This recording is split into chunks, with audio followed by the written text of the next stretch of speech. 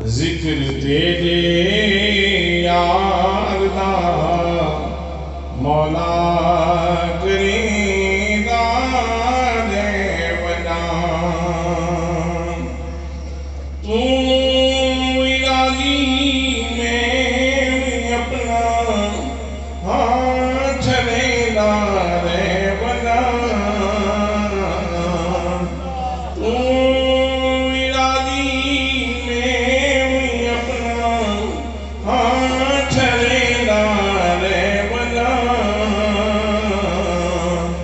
जिक्र तेरे यार दा मौला करीदा देवना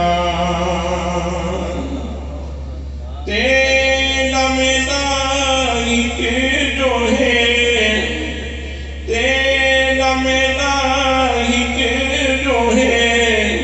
महबूब कामल करूं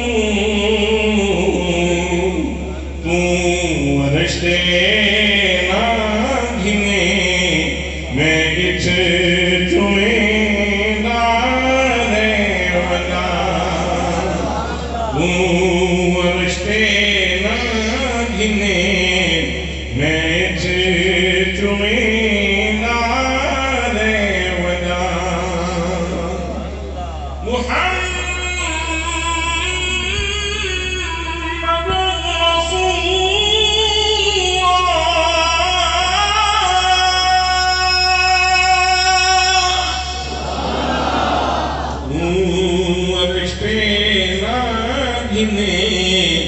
मैं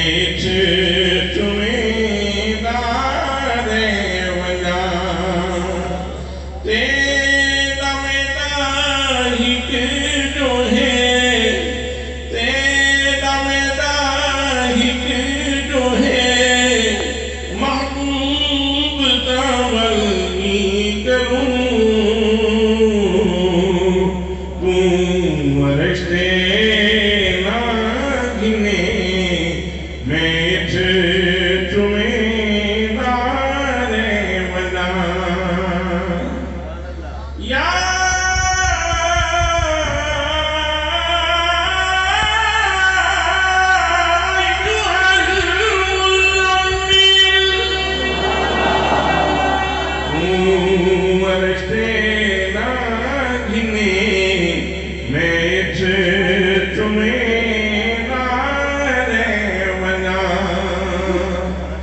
या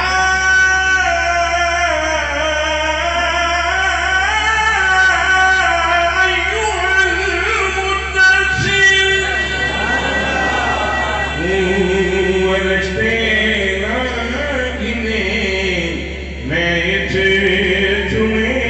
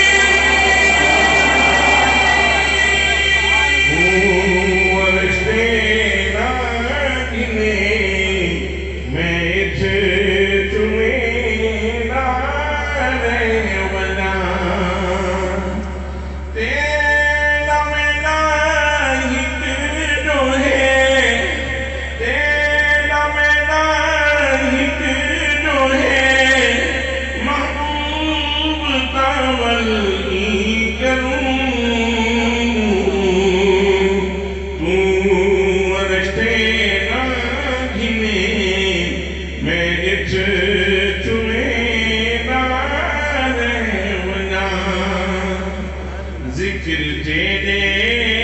यार दा मौला करीदा देवना तू इलाही में अपना हाथ छड़ेदा देवना जिक्र तेरे